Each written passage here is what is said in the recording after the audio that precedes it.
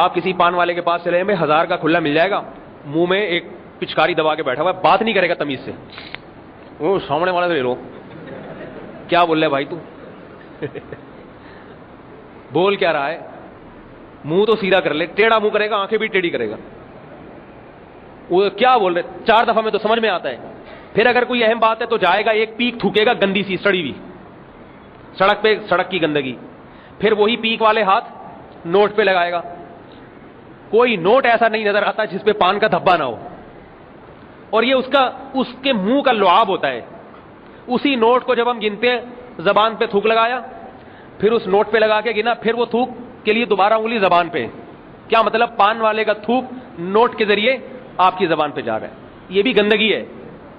Note کو جب گننا ہو تو پانی کا استعمال کیا کریں, پانی کا, تھوک کا استعمال نہ کیا کریں.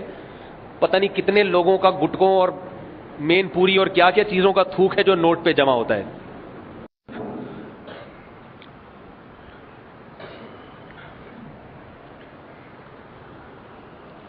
الحمد لله نحمده ونستعينه ونستغفره ونؤمن به ونتوكل عليه ونعوذ بالله من شرور أنفسنا ومن سيئات أعمالنا من يهده الله فلا مضل له ومن يضلله فلا هادي له ونشهد أن لا إله إلا الله وحده لا شريك له ونشهد أن سيدنا وحبيبنا وشفيعنا وسندنا محمدا عبده ورسوله صلى الله تعالى عليه وعلى آله وأصحابه وبارك وسلم تسليما كثيرا كثيرا. أما بعد فأعوذ بالله من الشيطان الرجيم. بسم الله الرحمن الرحيم. يا أيها الذين آمنوا إنما الخمر والميسر والأنصاب والأزلام رجس من عمل الشيطان فاجتنبوه لعلكم تهتدون لعلكم تفلحون. وقال الله تبارك وتعالى يسألونك عن الخمر قل فيهما إثم ومنافع للناس وإثمهما أكبر من نفعهما. وقال النبي صلى الله عليه وسلم الكيس من دان نفسه وعمل لما بعد الموت. قرآن مجید کی ایک آیت پڑھی ہے, رسول اللہ صلی اللہ علیہ وسلم کی ایک حدیث. اللہ تعالیٰ صحیح طرح سے بات کہنے کی, سننے کی, سمجھنے کی اور عمل کی توفیق عطا فرمائے.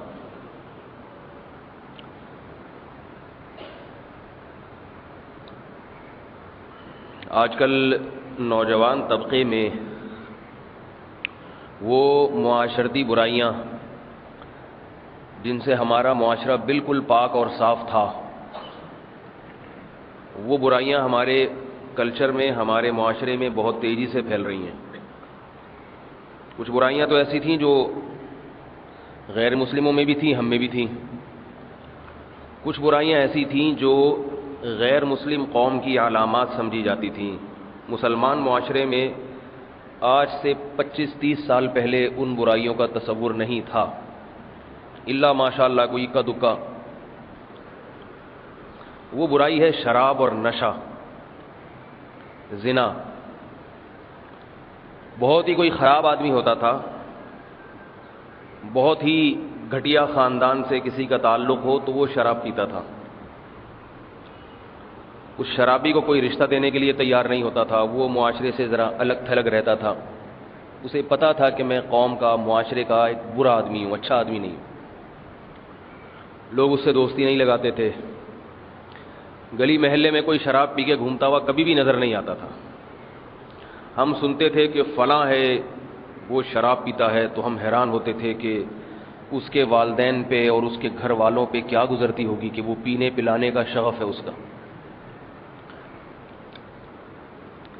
غلط تو نہیں کہہ رہا ہے بھائی؟ ہیروئن, جی بھائی صحیح فرما رہے ہیں, چلو ایک آدمی نے گواہی دی. ہیروئن جو تھی وہ اس کا رواج کچھ نظر آتا تھا, مگر وہ بھی بہت ہی گھٹیا قسم کے جو لوگ ہیں, جو نہ تعلیم, جن کے خاندانوں میں نہ کوئی ادب تمیز, وہ کہیں پائپ کے اندر بیٹھے ہوئے 5-6 نظر آتے تھے. وہ بھی اس قسم کے لوگ تھے کہ ان کو دیکھ کے آدمی کہتا تھا اگر یہ دنیا میں نہ رہیں تو کوئی اتنا بڑا مسئلہ نہیں ہے، کیونکہ وہ اگر نہیں پیتے تو پھر چوری چکاری اور یہ چیزیں کرتے، تو نشے میں لگ کے وہ ان چیزوں سے بچ جاتے تھے، طاقت ہی نہیں رہتی تھی کچھ کرنے کی۔ ہمارے ہاں ایک ہمارے علاقے میں جہاں میں رہا کرتا تھا پہلے، تو ایک ڈاکو تھا جس کو ہیروئن کی عادت پڑ گئی۔ جب اسے ہیروئن پینے کی عادت پڑی ہے تو اس کا جسم اتنا ختم ہو گیا کہ ڈکیتی اس نے چھوڑنی پڑی اس کو، بس وہ بیچارہ بھیک کی طرح لوگوں سے آرڈر مانگتا تھا۔ لوگ کہتے تھے اگر یہ ہیروئن نہ پیتا تو آج یہ ملک کا سب سے بڑا صدر ہوتا، معذرت کے ساتھ ڈاکو ہوتا، سوری۔ تو مطلب ایک ہی ہے، پرانے کی بات کر رہا ہوں، ابھی نئے والے کی بات نہیں کر رہا۔ پرانے جو ہمارے صدر تھے وہ تو سب کو پتہ ہے نا، اگر وہ بھی بچپن میں پاؤڈر پی لیتے تو آپ بتاؤ ایک آدمی کا نقصان ہوتا، باقی پوری قوم بچ جاتی۔ اگر ہمارے سابق صدر بچپن میں کوئی ان کو پاؤڈر پلا دیتا، پاؤڈری بن جاتے تو صدر بن سکتے تھے؟ وہ کیا ہوتا، پاؤڈر پی کے خود ہی دنیا سے چلے جاتے۔ تو اس قسم کے لوگ پہلے پاؤڈر پیا کرتے تھے کہ ان لوگوں کے بارے میں انسان کہتا، یہ سوچ سکتا ہے، یہ رائے رکھ سکتا تھا کہ اگر یہ نہ پیتے تو قوم کے لیے نقصان دہ ثابت ہو سکتے۔ شریف خاندانوں میں، عزت دار گھرانوں میں اس کا تصور نہیں تھا۔ بھنگ پینا، چرس پینا، یہ برے لوگوں کی علامات تھی، برے لوگوں کی۔ مگر عجیب بات ہے، آج کل نوجوانوں میں یہ برائی تیزی سے پھیل رہی ہے، شراب کی، بھنگ کی، چرس کی۔ اور آج مجھے کسی نے صبح بتایا کہ کوئی ایک پاؤڈر کی نئی قسم آئی ہوئی ہے، 72 میں کافی چل رہی ہے۔ 72 ہمارے روڈ کے پار کا جو علاقہ ہے، مجھے نام اس کا پتہ نہیں ہے۔ ایک نئی قسم آئی ہے، بھنگ سے ملتی جلتی ہے۔ میں اس لیے تفصیل بتاتے ہوئے ڈرتا بھی ہوں کہ جن کو نہیں پتا وہ بھی کوئی تجربہ کرنا نہ شروع کر دیں، لیکن ظاہر ہے پتہ چل جائے گا میرے بتانے نہ بتانے سے کیا ہوتا۔ جب 72 میں پی جا رہی ہے تو انڈا موڑ کوئی دور نہیں ہے، وہاں سے ایک روڈ کا راستہ، ایک سڑک پار کریں گے یہاں آ جائے گی۔ تو وہ سگریٹ سے نکالی جاتا ہے تمباکو، اور اس تمباکو میں بھری جاتی ہے، دوبارہ اس کو سگریٹ میں ڈال۔ کسی کو نام پتہ ہے تو مجھے بتا دے بھائی۔ شیشہ نہیں، شیشہ الگ چیز ہے۔ شیشہ تو حکے کی طرح پیتے ہیں نا، اس کو بھی شیشہ کہتے ہیں، میرا خیال ہے کوئی اور نام ہے اس کا، پیپا، پیپر، اچھا پیپر کہتے ہیں۔ بہرحال جو بھی ہے، پیپر کہہ لیں، شیشہ کہہ لیں، حقہ کہہ لیں، گٹکا کہہ لیں، بھنگ کہہ لیں، چرس کہہ لیں، میرے بھائی ایک بات سنجیدگی سے کہ یہ انسانوں کے پینے کی چیزیں نہیں ہیں۔ دیکھو اللہ تعالیٰ نے انسان کو بہت معزز، بہت مکرم بنایا ہے، عزت دار بنایا ہے۔ عزت دار آدمی کی خوراک بڑی پاکیزہ ہوتی ہے،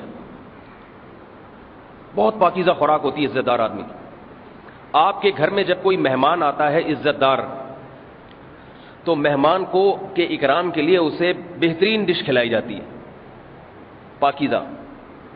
وعلیکم السلام۔ آمین، اللہ بچائے آپ کو پریشانی سے۔ تو عزت دار آدمی جو ہے نا، ہاں وہ آدمی ہی گٹکے کا عادی ہے تو پھر آپ کے گھر جب مہمان بن کے آئے گا آپ گٹکا پیش کر دو گے، یہ اس کا اپنا قصور ہے۔ دیکھو علماء صلحاء جب کسی کے گھر دعوت پہ جاتے ہیں، لوگ زمزم پیش کرتے ہیں، مدینہ کی کھجوریں پیش کرتے ہیں، اور شہد پیش کیا جاتا ہے۔ قرآن مجید میں اللہ نے جو اپنی نعمتیں گنوائی ہیں، اپنی نعمتیں گنوائی ہیں، وہ نعمتیں کتنی بہترین ہیں۔ کھجور کا ذکر ہے، انگور کا ذکر ہے، انار کا ذکر ہے، انجیر کا ذکر ہے، زیتون کا ذکر ہے، کیلے کا ذکر ہے قرآن مجید میں، دودھ کا ذکر ہے۔ کیسی مزے مزے کی نفیس خوراکیں، یہ تمام خوراکیں ایسی ہیں جسے کھانے کے بعد انسان کے چہرے پہ نور بھی آتا ہے اور جسم میں طاقت بھی آتی ہے۔ لیکن آج کا نوجوان یہ تمام نفیس نعمتیں چھوڑ کر شراب کی طرف آئے گا، گٹکے کی طرف جائے گا۔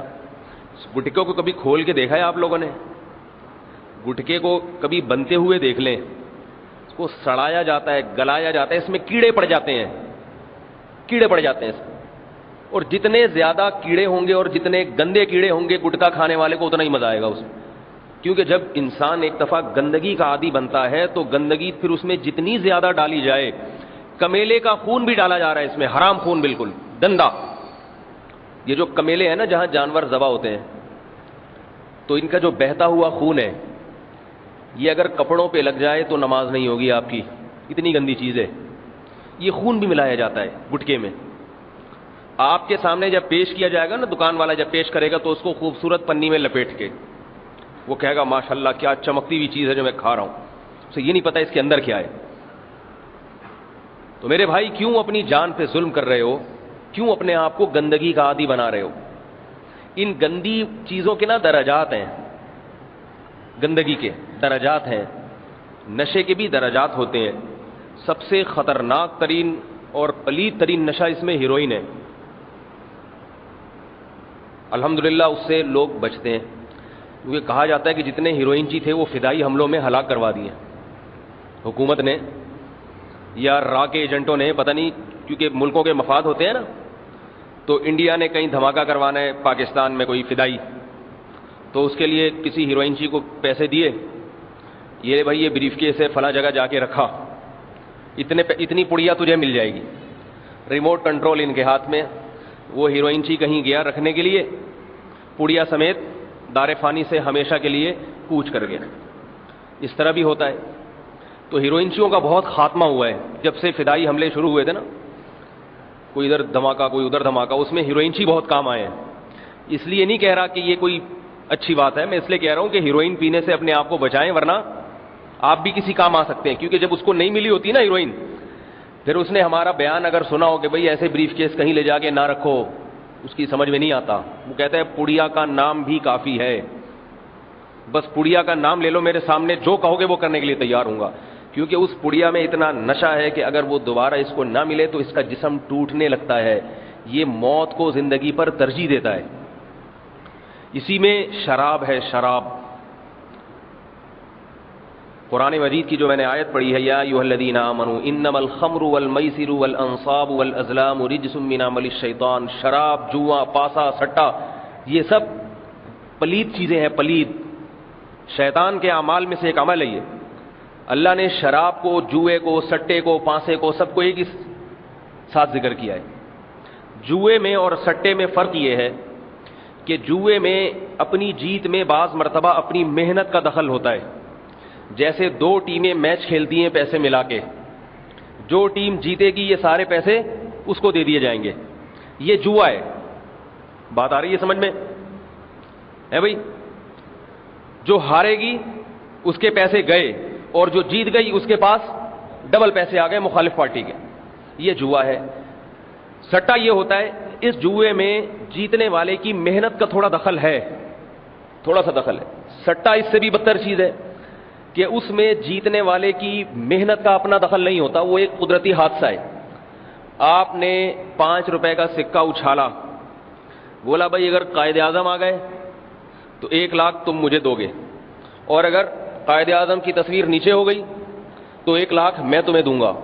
اب کون اوپر آئے گا کون نیچے آئے گا اس کا کسی کو پتہ نہیں ہے. اس میں کسی کی محنت کا کوئی دخل نہیں ہے، یہ ایک اتفاقی حادثہ ہے. بات آ رہی ہے سمجھ میں؟ میچ فکسنگ جو ہوتی ہے کہ اگر پاکستان جیت گیا 1 کروڑ میں آپ کو دوں گا، اگر پاکستان ہار گیا 1 کروڑ آپ مجھے دیں گے. تو جیتنے اور ہرانے میں یہ جو سٹا کھیلنے والے ہیں ان کا کوئی کردار نہیں ہے، کیونکہ ان کے مشورے سے نہیں کھیلا جا رہا. اس کو بھی سٹا کہیں گے. کھیلنے والا تو جوا کھیل رہا ہے، جو میچ کھیل رہا ہے، اور جو میچ فکسنگ کر رہے ہیں یہ جوئے کے بجائے سٹا ہے، جو جوئے سے بھی زیادہ اوپر کی چیز ہے. بات آ رہی ہے سمجھ میں کہ نہیں آ رہی؟ اور یاد رکھو جوا اور سٹا ایسی حرام چیز ہے کہ صحابہ کرام ایمان لانے سے پہلے زمانے جاہلیت میں جو سٹا کھیلا کرتے تھے وہ غریبوں کے فائدے کے لیے کھیلتے تھے. کس کے لیے کھیلتے تھے وہ؟ غریبوں کے فائدے کے لیے. کیا مطلب؟ عرب میں سخاوت بہت تھی، سخاوت. ہر آدمی چاہتا تھا غریبوں پہ میرا پیسہ خرچ ہو، بیواؤں یتیموں پہ میرا پیسہ خرچ ہو. عرب میں زمانے جاہلیت میں بھی بعض صفات بہت زبردست تھیں، بڑی کوالٹیز تھیں. تبھی تو اللہ نے اس قوم کو سلیکٹ کیا ہے پیغمبر کے لیے، اس قوم کو دنیا کا رہبر بنایا ہے، کیونکہ اللہ کے علم میں یہ بات تھی کہ ان کے اندر جو صفات ہیں ان صفات کا رخ تبدیل کرنے کی دیر ہے. ان میں غیرت پہلے سے موجود ہے، غیرت کا استعمال غلط ہو رہا ہے. ان میں غیرت تھی کہ اپنی بیٹی کے لیے کسی کو اپنا داماد بنانا بھی پسند نہیں کرتے تھے. یہ غیرت تھی مگر غلط. تو جو آدمی یہ اس پہ آمادہ نہیں ہے کہ میں کسی کو داماد بناؤں, وہ اپنی بیٹی کے لیے کسی کو بوائے فرینڈ بنانے کے لیے تیار ہو سکتا ہے کیا؟ نہیں یاری, میرا خیال ہے بات سمجھ.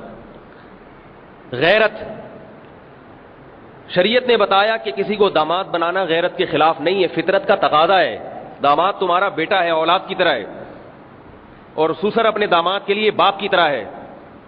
یہ غیرت کے خلاف نہیں. غیرت کا رخ تبدیل کیا ہے. جس قوم میں غیرت ہی نہ ہو اسے رہبر اور مقتدا بنانا بڑا مشکل, کیونکہ اس میں پہلے غیرت ڈالنی پڑے گی, اور ایک دفعہ جب غیرت نکلتی ہے اس کو انسٹال کرنا بڑا مشکل کام ہو جاتا ہے. میں ایک واقعہ سناتا ہوں نا, کہ ایک صاحب نے بتایا, برطانیہ والوں کی برائی مقصود نہیں ہے, واقعہ برائے واقعہ ہے. وہاں تو یہ گوروں میں تو یہ چیزیں بہت ہیں, ان میں تو غیرت کے علاوہ سب کچھ ملے گا آپ کو, ان کا کلچر ہی نہیں, غیرت کا لفظ انگلش میں نہیں ہے. تو کسی نے بتایا کہ ایک انگریز نے کسی کو بتایا کہ میں بہت غیرت والا ہوں. ورڈ سیکھا اس نے, غیرت کسے کہتے ہیں.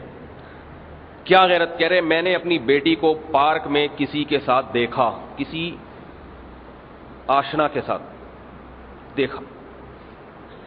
کیا ہوا بھائی؟ عام طور پہ کچھ ہوتا نہیں ہے. اگر کوئی گورا اپنی بیٹی یا بہن کو کسی آدمی کے ساتھ دیکھ لے تو یہ بھی تحقیق نہیں کرتا کہ سامنے والا گورا بھی ہے یا نہیں ہے. ایسا تو نہیں کالا ہے, یہ گوری ہے وہ کالا ہے, اس کی کوئی بات نہیں. لائف ہے, انجوائے کریں. بات آ رہی ہے سمجھ میں؟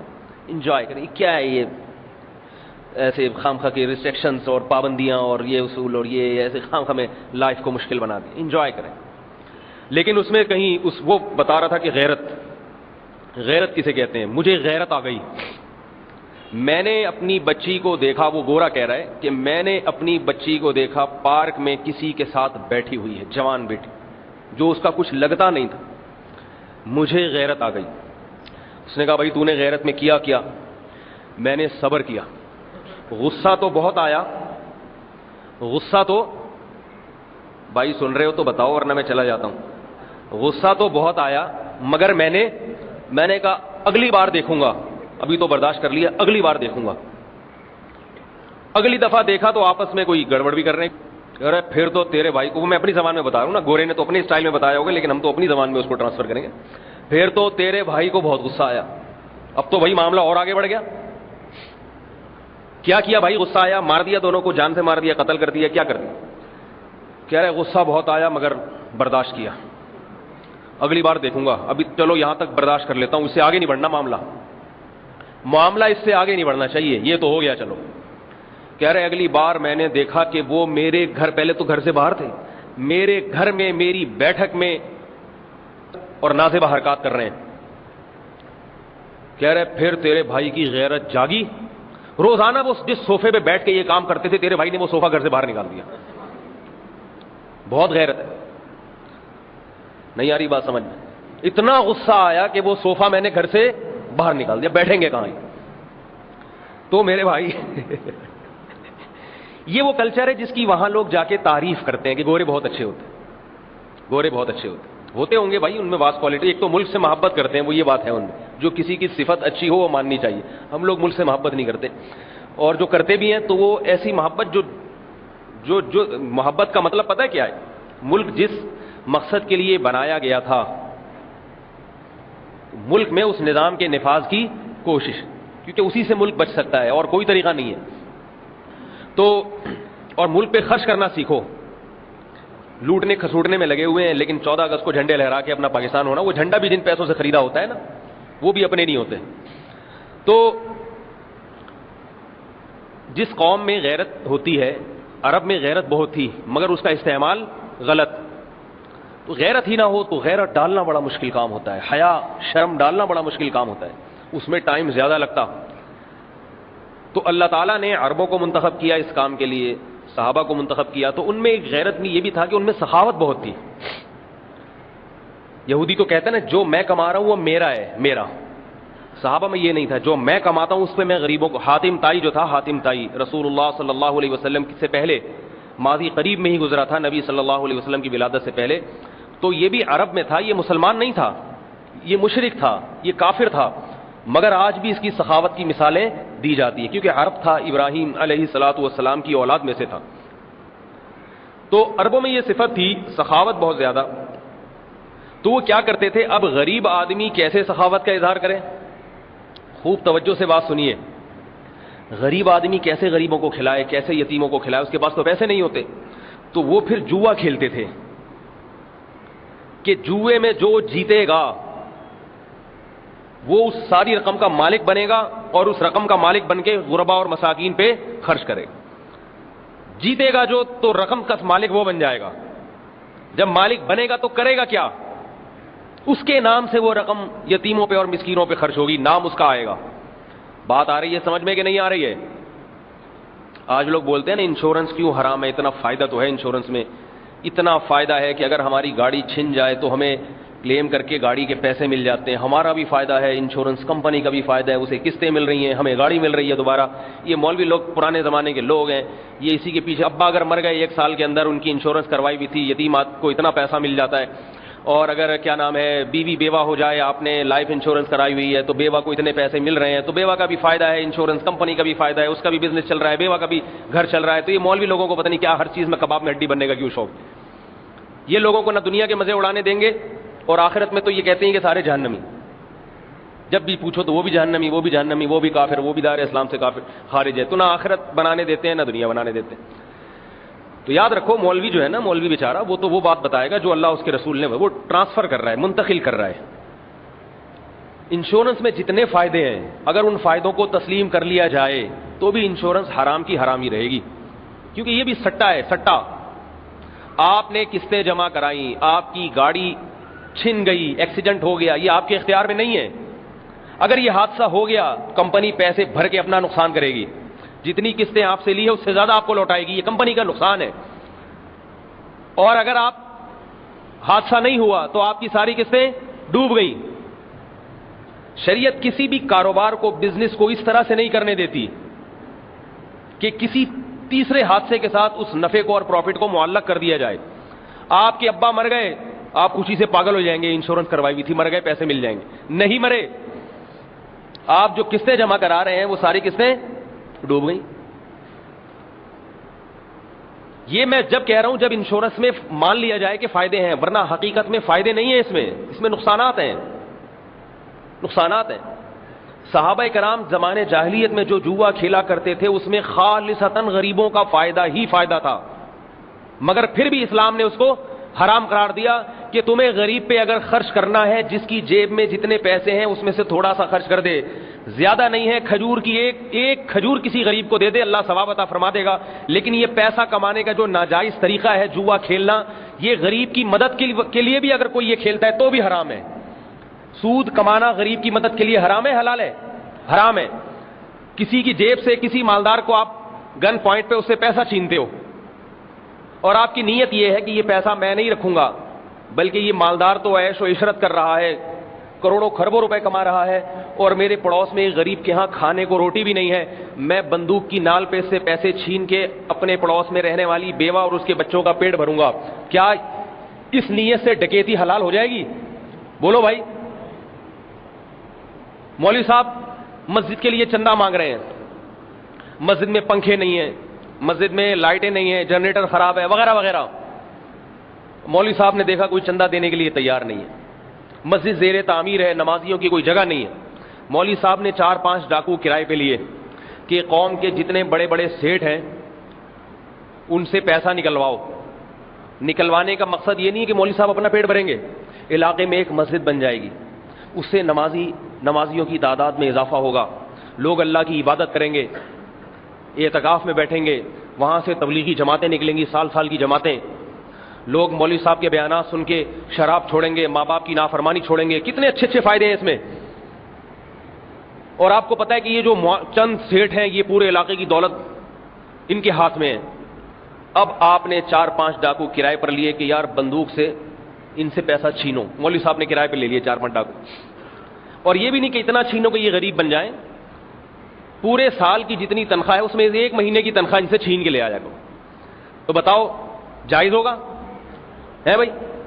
انشورنس کمپنی والے کہتے ہیں نا اس کے فائدے اتنے تو یہ حلال ہے. بولو ٹھیک ہے، فائدہ تو اس میں بھی ہے کہ آپ جو پیسہ کما رہے ہو, ہم فتوا دیتے ہیں مولوی لوگ کہ ڈاکو کے لیے جائز ہے کہ انشورنس کمپنی نے والوں نے جتنا پیسہ کمایا ان سے چھین کے مسجد کے چندے میں لگا دے, وہ غریبوں کو کھلا دے. فائدہ ہوگا کہ نہیں ہوگا؟ یہاں آ کے کہیں گے بھائی یہ فائدہ ہے لیکن یہ پیسہ کمانے کا طریقہ غلط ہے, خلاف قانون ہے.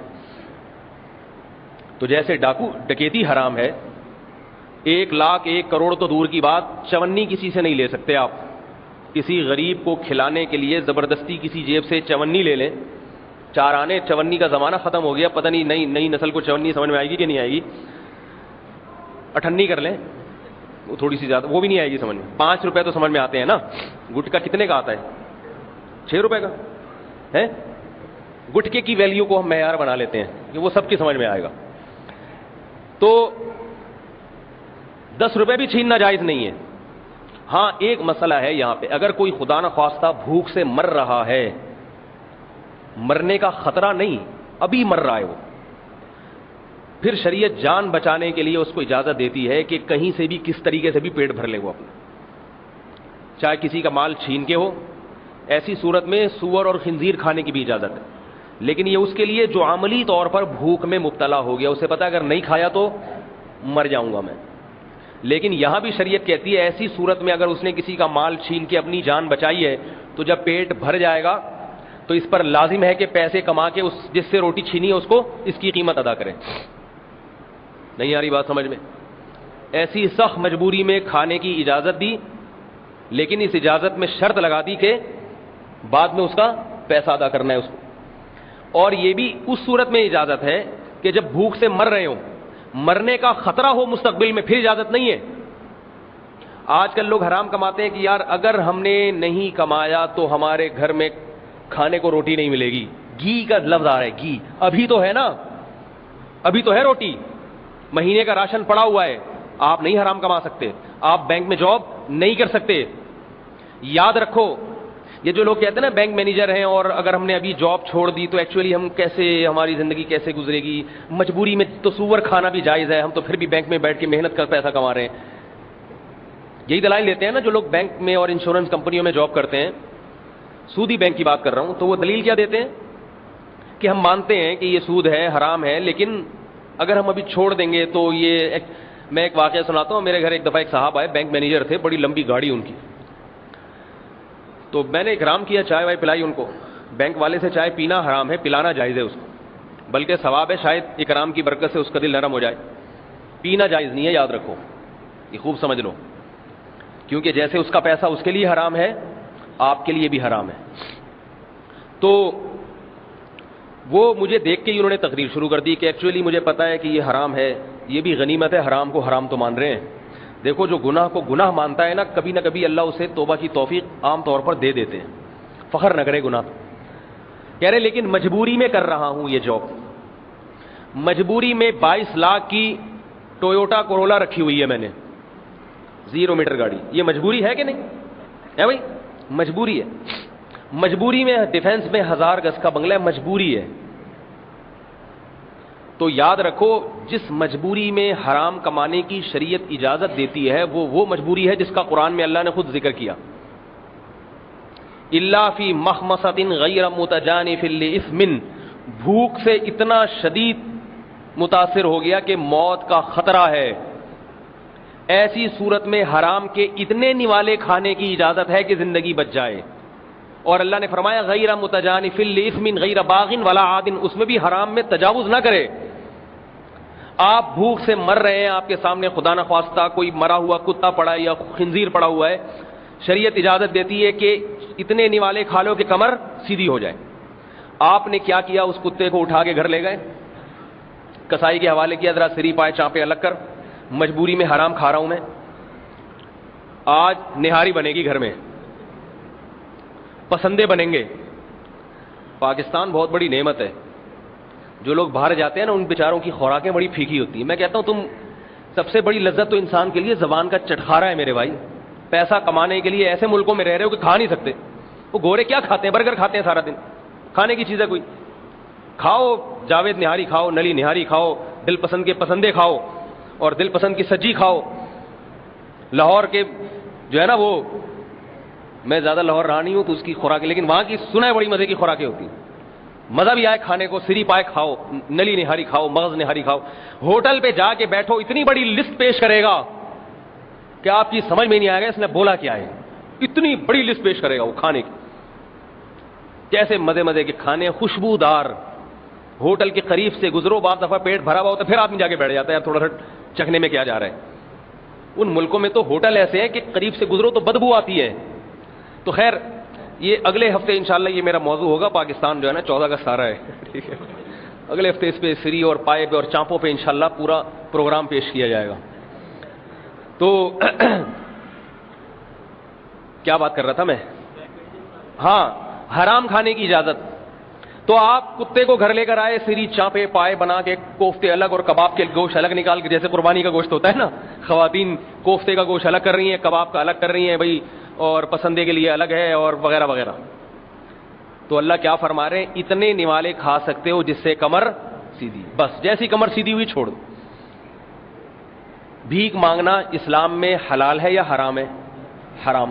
لیکن مجبوری میں بھیک مانگنا جائز ہے, کیونکہ حرام کام کی مجبوری میں شریعت اجازت دے دیتی ہے. وہ مجبوری کیا ہے؟ کسی کے پاس 2 وقت کی روٹی نہ ہو. اس کو فقہا کہتے ہیں بالفعل یا بالقوہ. بالفعل کا مطلب ہے کہ ایک آدمی کے پاس گھر میں 4 روٹیاں بڑی بڑی رکھی ہوئی ہیں, 2 صبح کھا لے گا, 2 شام کو کھا لے گا, پیٹ بھر جائے گا. یہ بالفعل موجود ہیں. ایسے آدمی کے لیے کسی کے سامنے ہاتھ پھیلانا حرام. اگلے دن کا نہیں سوچ سکتا وہ کہ آج ہے, ہو سکتا ہے کل ختم ہو جائے. نہ نہ نہ, جب کل آئے گی نا پھر دیکھنا, اگر انتظام نہیں ہوا پھر تم ہاتھ پھیلا سکتے ہو. دوسرا بالقوہ. آپ صبح اٹھے, آپ نے گھر کا ڈبہ کھول کے دیکھا راشن کا آٹا نہیں ہے, پیٹ بھرنے کا کوئی انتظام نہیں آپ کے پاس, لیکن آپ کے بازوؤں میں اتنی طاقت ہے کہ کدال لے کے یا مزدوری کر کے کما سکتے ہو اور شام تک کے لیے 4 روٹیوں کا انتظام کر سکتے ہو, تو بھی آپ کے لیے بھیک مانگنا, بولو بھائی, حرام. کیونکہ آپ نے بالقوہ, آپ نے قوت اللہ نے اتنی دی ہے کہ آپ کما سکتے ہیں. جو عملی طور پر ایک دن کا کھانا کما نہ سکتا ہو, اور جو یا جس کے پاس عملاً موجود نہ ہو, ایسے آدمی کو شریعت اجازت دیتی ہے کہ وہ کسی کے سامنے ہاتھ پھیلا دے. نبی صلی اللہ علیہ وسلم نے فرمایا, جس کے پاس کھانے کو روٹی تھی, اپنی بنیادی ضرورت پوری کرنے کا انتظام تھا, اس کے باوجود اس نے کسی کے سامنے ہاتھ پھیلایا, قیامت کے دن اس کے چہرے پر گوشت نہیں ہوگا, کیونکہ اس نے اپنے چہرے کو مخلوق کے سامنے ذلیل کیا. اللہ اس کے چہرے کے نور کو چھین لیں گے. چہرے سے پہ اگر گوشت ختم ہو جائے, انسان کے چہرے کا نور اور وقار ختم ہو جاتا ہے. تو میں یہ عرض کر رہا تھا میرے بھائی کہ اللہ نے شراب کو جوئے اور سٹے کے ساتھ ذکر کیا ہے. جوا سٹا بھی حرام, چاہے اس پہ کتنے اچھے لیول لگا کے آپ کریں, غریبوں کی خدمت مقصود ہو یا کچھ بھی ہو, جوا ہے تو حرام ہے. تو اللہ نے یہ ذکر اس لیے کیا ہے کہ جو عام طور پہ نشہ کرتے ہیں, جوا اور سٹا بھی وہی کھیلتے ہیں. یہ چیزیں عام طور پہ لازم ملزوم ہیں. اسنوکر کلب میں آپ جائیں نا, سٹے بازی بہت ہو رہی ہے, دونوں ٹیمیں پیسہ ملاتی ہیں, جو ہارتی ہے پھر وہ اس کے پیسے ضائع ہو گئے. تو جو اسنوکر کلب میں لڑکے لونڈے لپاڑے معذرت کے ساتھ جو بیچارے کھیل رہے ہوتے ہیں, آپ کہیں گے لونڈا لپاڑا بھی بول رہے ہو اور بیچارے بھی لگا رہے ہو, اتنے تکلف کی کیا ضرورت ہے. میں چاہتا ہوں اتنی بے اکرامی نہ ہو جائے نا کہ اگلے ہفتے آپ لوگ بیان سننے نہ آئیں. جو بیٹھے ہوئے گٹکے والے سارے تو نہیں ہیں. تو عام طور پر ان اداروں میں آپ جائیں تو دونوں چیزیں ساتھ ساتھ چل رہی ہوتی ہیں. ان جگہوں پہ, ان دکانوں میں یا جو بھی یہ کلب ہوتے ہیں, ان میں آپ جائیں تو دونوں چیزیں ساتھ, منہ میں گٹکا ہوگا اور ہاتھ میں اسنوکر کی اسٹک ہوگی. ایسا ہوتا ہے کہ نہیں ہوتا؟ اس سے معلوم ہوتا ہے کہ یہ ان دونوں میں کوئی مناسبت ہے, یا شیشہ چل رہا ہوگا ساتھ ساتھ, ادھر سے ایک شاٹ ماری, ادھر سے آ کے ایک کش لیا. ہوتا یہ لازم ملزوم ہے. تیسری چیز جو ابھی ہمارے معاشرے میں ہے نہیں مگر اب آ رہی ہے آہستہ آہستہ, وہ یہ ہے حرام کاری, بدکاری, زنا. یہ بھی اسی کے لوازمات میں سے ہے. عام طور پر اس طبقے کے شیشے کا استعمال بھی, گٹکے کا استعمال بھی, جو نیک شریف ہے ان کی بات کر رہا ہوں. جو تھوڑے اپر لیول کے ہیں وہ تو پھر شراب بھی چل رہی ہے اور اس سے اوپر کا نشے کے انجیکشن لگ رہے ہیں. اور تیسری چیز ہے عورت, حرام. ایسا آدمی یہ نہیں ہوتا کہ شادی شدہ ہو, گھر میں بیوی بچے ہوں, کیونکہ بیوی بچے تو انتظار کر رہے ہیں ابا آفس سے آئے, پتہ نہیں کہاں چلے گئے, وہ تو فون کر کر کے بیوی بیڑا غرق کر دے گی, آپ کو انڈے لینے بھیجا تھا, آپ اس نوکر کلب میں گھس گئے.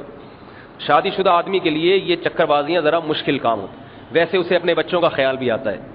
ایک آدمی نے مجھے بتایا چند دن پہلے کہ میں شادی سے پہلے بدکاری کرتا تھا اور بہت برائیاں کرتا تھا, شادی ہو گئی, میری بیٹی پیدا ہوئی تو میں نے ساری چیزیں چھوڑ دیں اپنی بیٹی کی خاطر, کہ اگر اس بیٹی کو پتا چلے گا تمہارا باپ ایسا تھا, یا میرے آئندہ اللہ نے مجھے بیٹا دیا, اس کو اگر پتا چلا تو ان بچوں کی تربیت پہ کتنا برا اثر پڑے گا. دیکھو اولاد انسان کو کتنی برائیوں سے روک دیتی, بیوی بھی روکتی ہے, اولاد بھی روک دیتی ہے. خاندانی آدمی اسی وجہ سے اللہ کو پسند ہے جس کی فیملی ہو. پارکوں میں لکھا ہوتا ہے نا فیملی کے ساتھ آئیں, ان کو پتا ہے فیملی کے ساتھ آیا تو چھوڑی حرکتیں کرتے ہوئے ڈرے گا ذرا. لیکن اب فیملیاں تو ختم ہو گئیں, لوگ فیملی کرائے پہ لے لیتے ہیں, سب پتا ہے سب پتا ہے. میں یہ اس لیے پتا ہے, میں ایک دفعہ بیان تھا میرا, مسجد پارک کے اندر تھی, میں اکیلا ہی چلا گیا. وہ چوکیدار نے روک لیا کہ بھائی فیملی کے بغیر نہیں. میں نے کہا یار میں مولوی آدمی ہوں, اندر جانے دو, کوئی خدا نہ خواستہ کچھ چھیڑم چھاڑی کے لیے نہیں جا رہا میں. کہہ رہا نہیں فیملی. تو ایک بندہ کھڑا تھا, اس نے کہا وہاں 2-4 خواتین کھڑی ہوئی ہیں, لڑکیاں, خواتین تو کہنا بھی توہین ہے ان کو, خواتین تو ایک بڑا مہذب سا لفظ ہے, خاتون اسلام. کچھ لڑکیاں کھڑی ہوئی ہیں, ان سے بات کرو کچھ پیسے ایسے پکڑاؤ لے جاؤ صاحب. میں نے کہا یار یوٹیوب کا زمانہ ہے, کتنی بھی اچھی نیت تو صرف آپ اگر صرف مقصد آپ کا یہ ہے کہ پارک کے اندر میرا قدم ہوا اور اس کو بھگا دوں گا میں, اس نیت کے سے بھی آپ یا انٹری ہوگی نا تو یوٹیوب پہ آ جائے گا. اس کے بعد جیسے جنید جمشید کا حال کیا ہے نا لوگوں نے, بیچارہ صفائیاں بیان کر کر کے تک گیا, تو ہماری قوم پھر کسی کو معاف نہیں کرتی, وہ کتنی اچھی ریزن بیان کرے اس کا, وہ ایسی کی تیسی کر دی. تو فیملی سسٹم ختم ہو گیا, تو اب فیملیاں ہے ہی نہیں, تو ادھار پہ کرائے پہ فیملیاں ملتی ہیں. بچے بھی سنا ادھار مل جاتے ہیں, بچے بھی مل جاتے ہیں. آپ نے کہیں جانا ہے فیملی کے ساتھ, یہ میڈم یہ ذرا 5 روپے میں ایک بچہ دے دیں گی 1 گھنٹے کے لیے, وہ پکڑا دے گی, اندر جاؤ بچہ واپس. چوکیدار کو 10 روپے تو بولے یہ واپس کر دو اس خاتون کو.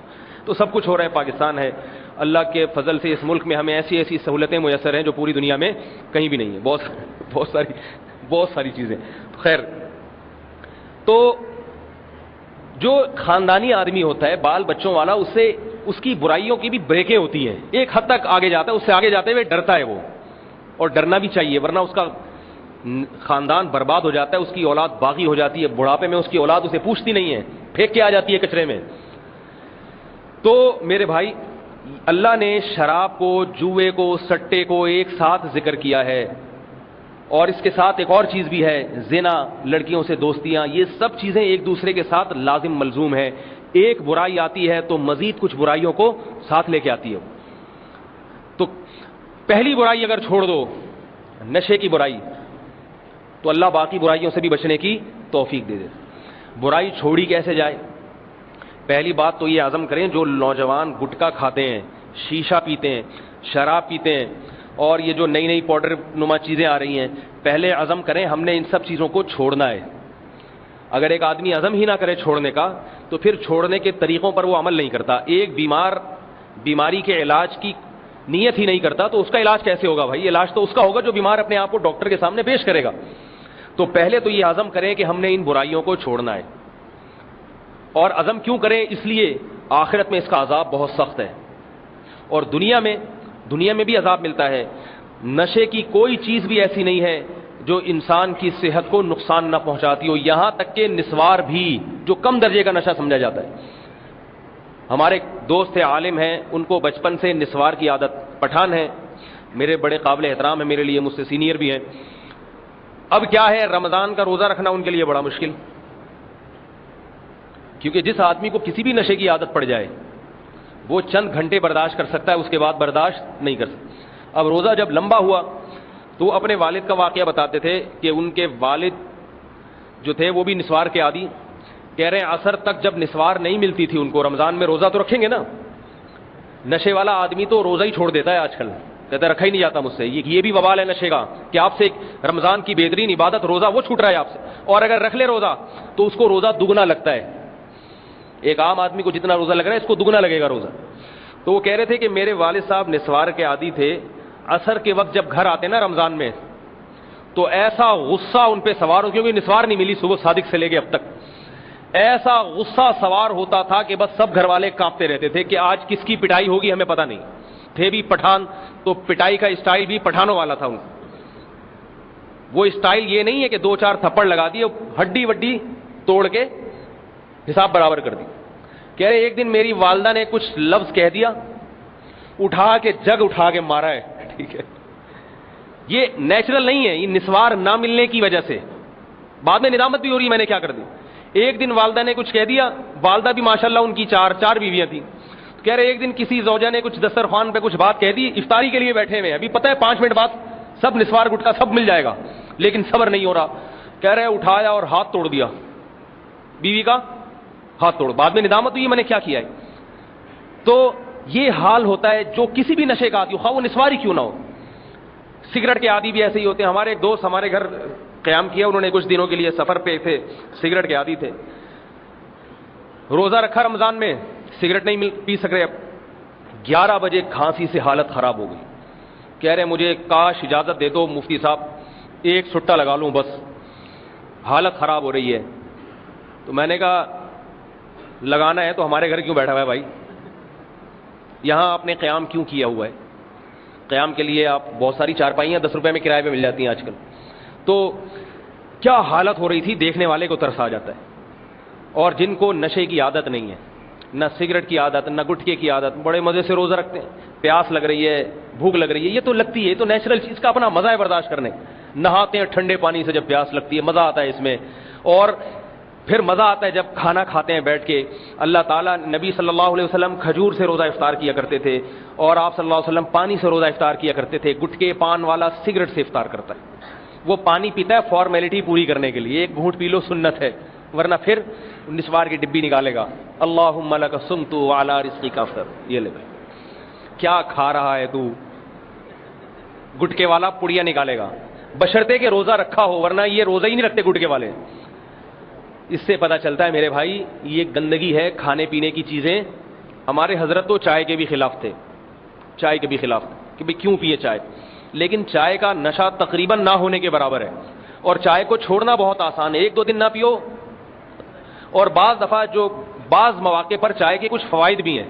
چائے جسم میں خشکی پیدا کرتی ہے, تو کراچی کا جو علاقہ ہے نا یہ تر علاقہ ہے, اس میں رطوبات بہت ہیں, تو اس سے کیا ہوتا ہے چائے سے تھوڑی خشکی پیدا ہو کے حساب برابر. لیکن پھر بھی مشورہ یہی ہے کہ نہ پئیں, خشکی کے لیے اور کوئی چیز کھا لیا کریں, مکئی کھایا کریں, مکئی کی روٹی, یہ بھی رطوبات کو جذب کر لیتی ہے. لیکن اگر کسی کو لت, جیسے مجھے عادت پڑی ہوئی ہے بچپن سے چائے کی, تو میں چھوڑنا چاہوں 2 دن میں چھوڑ سکتا ہوں, لیکن میں یہی سوچ کے کہ کوئی اتنا بڑا نقصان نہیں ہے اس کا.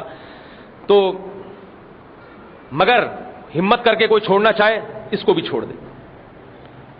اور چائے کی بھی جو عادی ہیں ہمت کر کے کوشش تو کریں چھوڑ ہی دیں, لیکن اگر پینی ہے تو پینے کے اوقات ہوتے ہیں, اس میں چائے نقصان نہیں دیتی. لوگ کھانا کھاتے ہی چائے پیتے ہیں, یہ نقصان دہ ہے. آپ نے جو کھایا ہے چائے اس کھائے ہوئے کا بیڑا غرق کر دیتی ہے. دوپہر کھانا کھایا, سٹا لگا رہا ہے چائے کا, بیٹھ پی رہا ہے چائے. تو کھانے کے بعد فوراً چائے نہ پیا کریں, قہوہ پی سکتے ہیں کھانے کے بعد, گرم پانی سے فائدہ ہوتا ہے, چائے نہ پیا کریں. چائے ایسے ٹائم پہ پیئیں, خالی پیٹ چائے نہ پیئیں. صبح اٹھتے ہی نہار منہ چائے پی جا رہی ہے, نہار منہ کوئی ایسی چیز کھاؤ, میدا رات کو صرف انتظار کر رہا ہوتا ہے اب کچھ آئے گا تو ہضم کروں گا. وہ پہلی چیز کیا آئی ہے, دودھ آتا, مکھن آتا, میدا خوش ہوتا, جسم میں طاقت آتی. صبح اٹھتے ہی بیڈ ٹی کے نام سے صاحب کو چائے پیش کی جا رہی ہے, وہ صبح صبح دودھ پتی پی رہے ہیں, تو اس سے گردوں کو بہت سخت نقصان ہوتا ہے, مثانے کو بہت سخت نقصان ہوتا ہے, میدے میں تیزابیت پیدا ہوتی ہے. تو اول تو یہ کہ چائے سے توبہ کریں, اور اگر پینی ہی ہے تو چائے پینے کا ٹائم ایسا ہونا چاہیے جس میں کھانا کھائے ہوئے کم از کم 2 گھنٹے گزر چکے ہوں. اور رات کو سونے سے پہلے چائے نہ پیا کریں, بستر پہ پیشاب نکل جائے گا معذرت کے ساتھ. بعض لوگ رات کو سوتے ہوئے چائے پی رہے ہیں, صبح اٹھتے ہوئے پی رہے ہیں, یہ حماقت ہے. اگر ایک چیز آپ نے استعمال کرنی ہے تو پھر اس کا وقت ایسا رکھو جس میں صحت کو نقصان نہ ہو, بلکہ ممکن ہے تھوڑا فائدہ ہو جائے اسے. تو رات کو سونے سے پہلے نہ پیو. ہم جب رات کو سوتے ہیں تو جو چیز کھاتے ہیں سوتے ہی وہ جسم کو ٹھا کر کے لگنا شروع ہو جاتی ہے. جب آدمی سو جاتا ہے نا تو میدا بھرپور کام کرتا ہے, تو جسم کو لگ کیا رہا ہے, پتی لگ رہی ہے جسم کو جا کے. اس وقت دودھ پی کے سوئیں, شہد کھا کے سوئیں, زیتون کا 1 چمچ کھا کے سو جائیں, اس سے جسم میں طاقت اور توانائی آئے گی. ویسے بھی چائے جگانے کے لیے ہوتی ہے, سلانے کے لیے نہیں ہوتی. نیند اڑ جائے گی آپ کی, اور بہت کچھ ہو سکتا ہے اس میں. تو ایسے ٹائم پہ پی جائے. تو بھائی ہمت کر کے جتنے نوجوان ہیں یہاں بیٹھے ہیں, گٹکے سے توبہ کرو. سگریٹ انسانی صحت کے لیے, ہر سگریٹ کے ڈبے پہ لکھا ہوتا ہے خبردار, صحت کے لیے مضر ہے. وزارت صحت. وہ الگ بات ہے, وزارت صحت میں جو وزیر بیٹھا ہوا یہ لکھ رہا ہے وہ خود صبح و شام 25-30 سگریٹیں پی لیتا ہوگا, وہ بھی پی رہا ہے. اور جو ڈاکٹر آپ کو سگریٹ چھوڑنے کا مشورہ دے رہا ہے اس کے پاس ایک گولڈ لیف کا ڈبہ رکھا ہوا ہے. اس لیے لوگ کہتے ہیں کہ اگر یہ نقصان دہ چیز ہے تو ڈاکٹر خود کیوں پی رہا ہے؟ بھائی ڈاکٹر اس لیے نہیں پی رہا کہ اس میں نقصان نہیں ہے, ڈاکٹر شہوت پرستی کا عادی ہو چکا ہے, وہ اس کو اپنے نفس پہ کنٹرول نہیں ہے. ڈاکٹر فجر کی نماز بھی تو نہیں پڑھتا, حالانکہ مانتا ہے کہ فجر پڑھنا ضروری, لیکن اٹھا نہیں جاتا اس سے. اور بھی تو بہت سارے کام ہیں ڈاکٹر جو اپنی صحت کے لیے نقصان دہ. صبح 11-12 بجے سو کے اٹھنا, دنیا میں کسی بھی ڈاکٹر سے پوچھو وہ کہے گا صحت کے لیے نقصان دہ, مگر سارے ڈاکٹر 12 بجے اٹھتے ہیں سو کے. رات کو کلینک 4 بجے بند کر کے آتے ہیں اور 12 بجے سو کے اٹھتے. حکیموں کو میں نے دیکھا ہے رات کو جلدی سوئیں گے, صبح فجر میں اٹھیں گے, کیونکہ اکثر دیندار ہوتے ہیں حکیم, تبھی صحتیں اچھی ہوتی ہیں.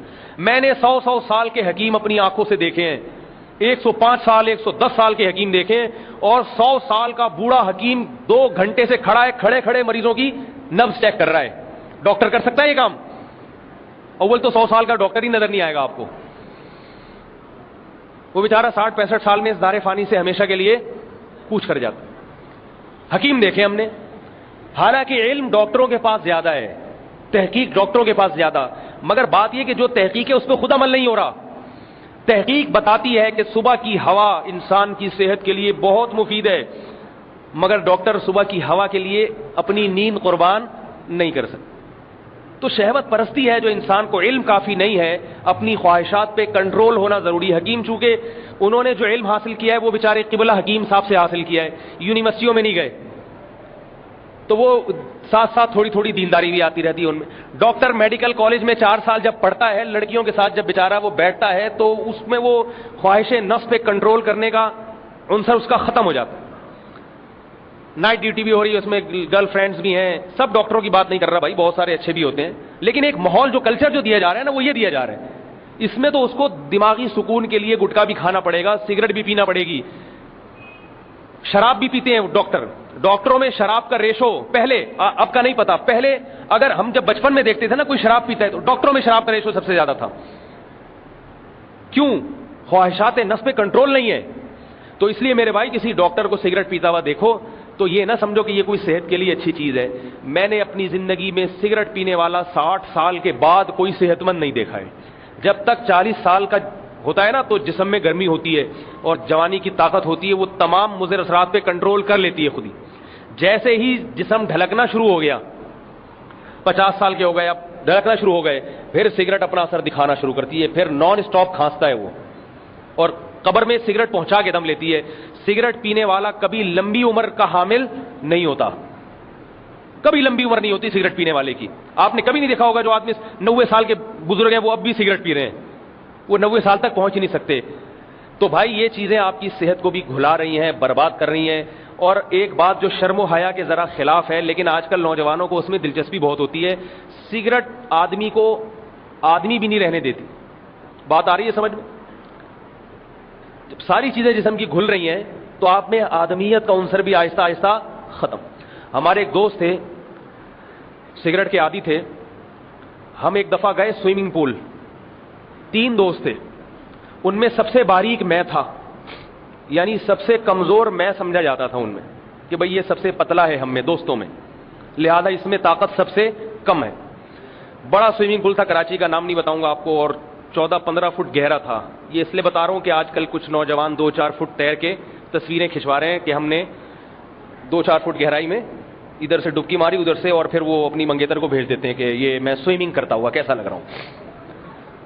مینڈک تیرتا ہے میرے بھائی کہیں 2-4 فٹ پانی کھڑا ہوا ہو نا, مینڈک اس میں کافی سکون محسوس کرتا ہے.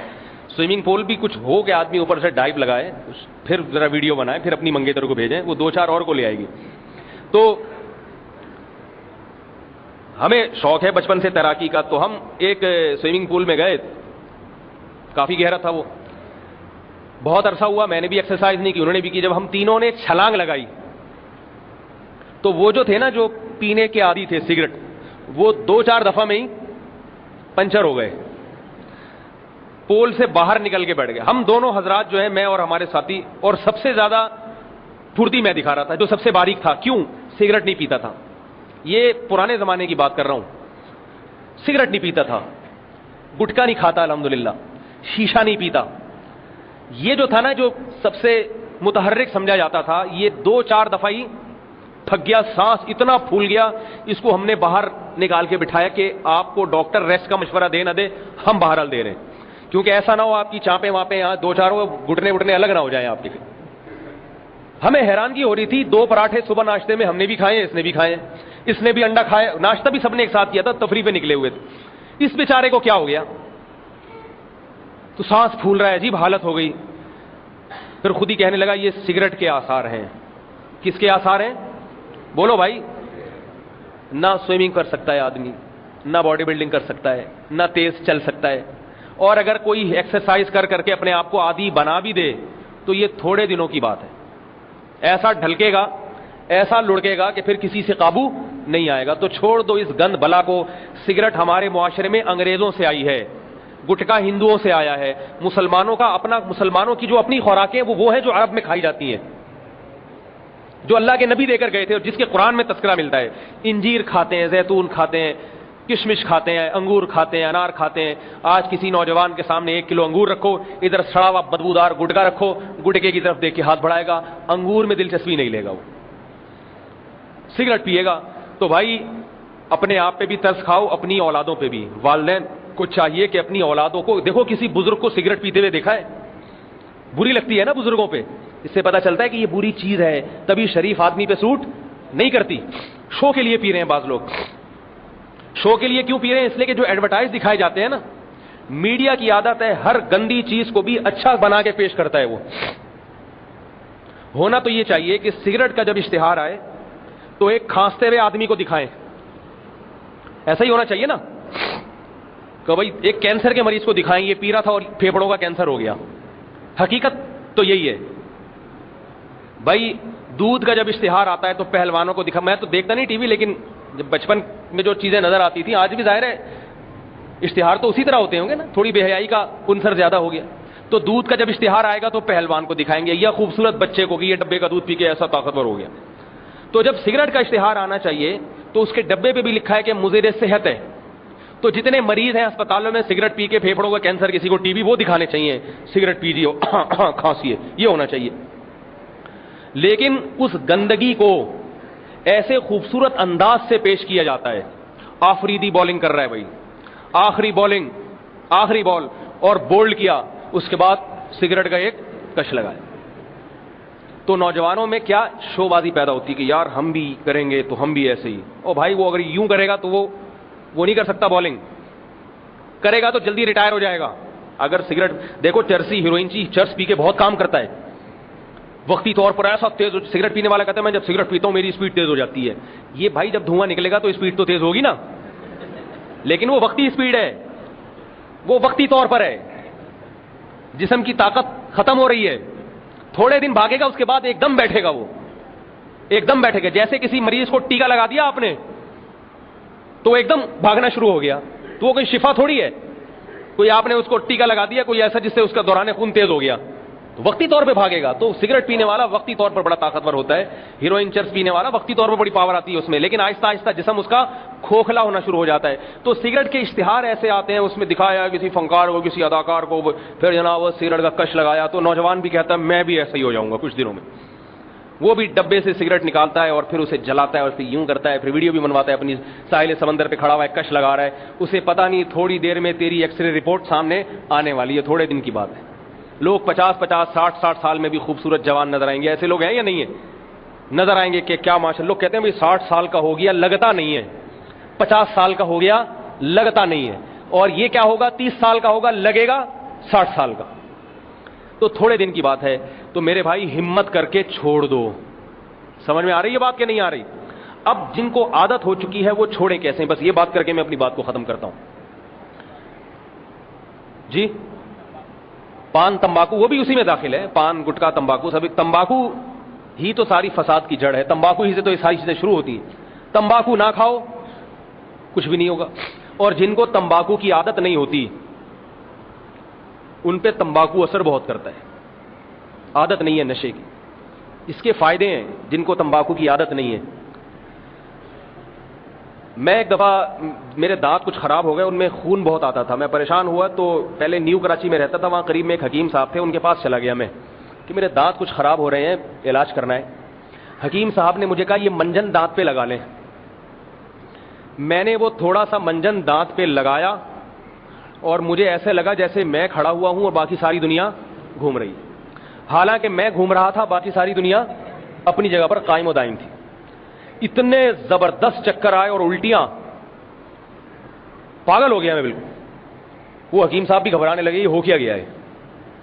بڑے پریشان ہوئے, انہوں نے جناب بستر پہ لٹایا, وہ خیریت, اور شہد چٹا رہے ہیں, کبھی جو ان کے پاس نسخے تھے کبھی کچھ چٹا رہے ہیں کبھی کچھ کھلا رہے ہیں. ہمیں ہوش ہی نہیں آ رہا, آنکھیں اوپر کو چڑھنے لگی. ہم نے کہا کیا ہو گیا, وہ بھی پریشان. میں نے کہا کیا کھلایا؟ کھلایا بھی نہیں, صرف لگایا ہے, کلیاں کی ہیں, تھوکا ہے اس کو. دل چاہ رہا تھا کہیں سے تیزاب ملے, اس تیزاب کی کلیاں کروں میں, یہ نکلے منہ سے. اس کے بعد میں نے پوچھا کہیں ایسا تو نہیں بے ہوش کرنے کے لیے, جیبیں میں بھی خالی کرنے کے لیے بھی بعض دفعہ ایسا ہوتا ہے, کچھ کھلا دو یہ بے ہوش ہو جائیں گے, تو جو جیبوں میں ہے وہ نکال کے رکھ لو. میں نے کہا میری جیب میں تو کچھ بھی نہیں ہے. کہنے لگے بھائی یہ اس منجن میں تھوڑا سا تمباکو ملا ہوا ہے, تھوڑا سا تمباکو دانت پہ لگانے کے لیے تاکہ جراثیم وغیرہ مر جائیں.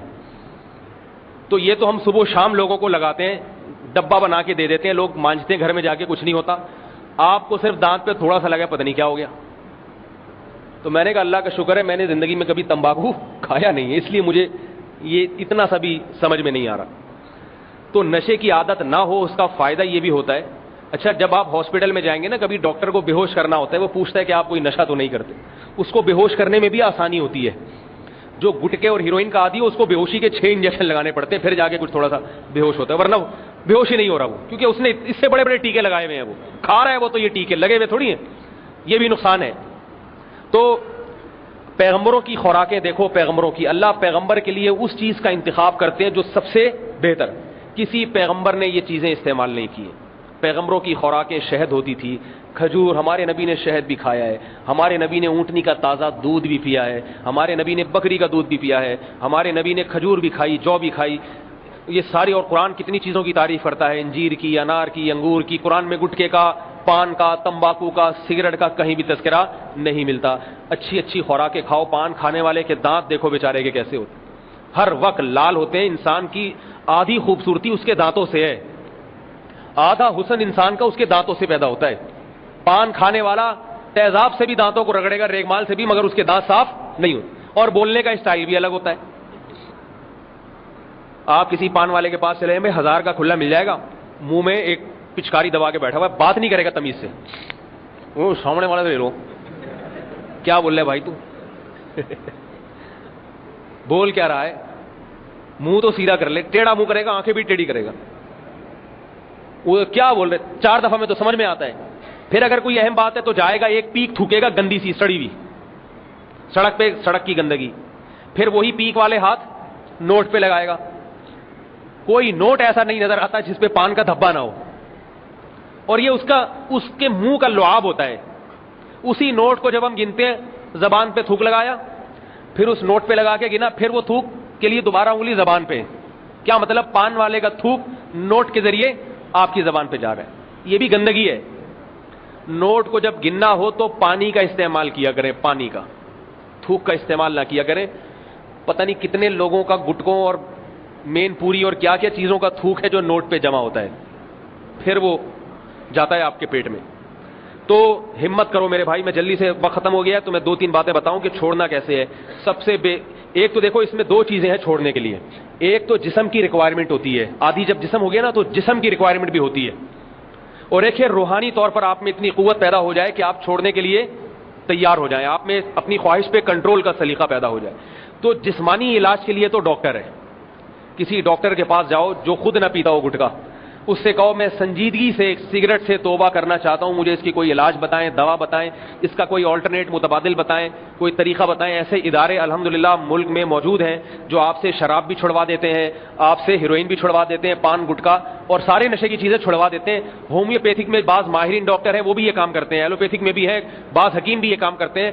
تو آپ خود مجھ سے نہ پوچھیں کسی ڈاکٹر اور حکیم کا ایڈریس, خود سے تلاش کریں, انٹرنیٹ پہ بھی سرچ کیا جا سکتا ہے. تو وہ آپ کو ایسی چیزیں بتائیں گے جس سے آپ کا جسم آہستہ آہستہ اسے چھوڑنے کا عادی بن جائے گا. دوسری بات یہ کہ ماحول کو تبدیل کریں, 4 مہینے کے لیے تبلیغ میں نکل جاؤ. آئی بات سمجھ میں؟ جب کچھ دن گٹکے والوں کے پاس بیٹھنا نصیب نہیں ہوگا تو آہستہ آہستہ گٹکے سے نفرت پیدا ہونا شروع ہو جائے گی. ہر وقت بیٹھ انہی لوگوں میں رہے جو پان کھا رہے ہیں, جو سگریٹ پی رہے ہیں, جو شراب پی رہے ہیں, تو ظاہر ہے تھوڑے دن میں پھر خیال آئے گا اس. تو کچھ وقت اللہ کے راستے میں لگائے, ماحول تبدیل کرے, یا کسی شیخ کی صحبت میں جا کے بیٹھے, کسی بزرگ سے بیعت ہو جائے, ان کی خانقاہ میں بیٹھ جائے جا کے کہ حضرت میں یہ برائی چھوڑنا چاہتا ہوں. تو ان کے بیان سنیں, اللہ کی محبت دل میں پیدا ہوگی. اللہ والوں کی باتیں سننے سے اللہ کی محبت پیدا ہوگی تو گندگی کی محبت خود بخود آہستہ آہستہ نکلے گی. ایک دل میں 2 محبتیں بڑی مشکل سے جمع ہوتی ہیں, گندگی کی محبت بھی اور خوشبو سے. جس کو بدبو سے محبت ہوتی ہے اس کو عطر برا لگتا ہے, جس کو عطر سے محبت ہوتی ہے اسے بدبو بری لگتی ہے. تو یہ 2 کام کریں گے انشاءاللہ یہ برائی چھوڑ جائے گی. اور آخری ایک اور بات ہے, وہ میں انشاءاللہ دعا کے بعد بتاؤں گا چندے کے دوران. وہ بھی بہترین نسخہ ہے ان برائیوں کو چھوڑنے کے لیے. اللہ تعالیٰ سمجھنے کی, عمل کی توفیق عطا فرمائے. یہ اعلان کرتے ہیں دعا میں انشاءاللہ. یہ ابھی سلام کے بعد جو ہے نا یہ مجھے پرچی دیجیے گا.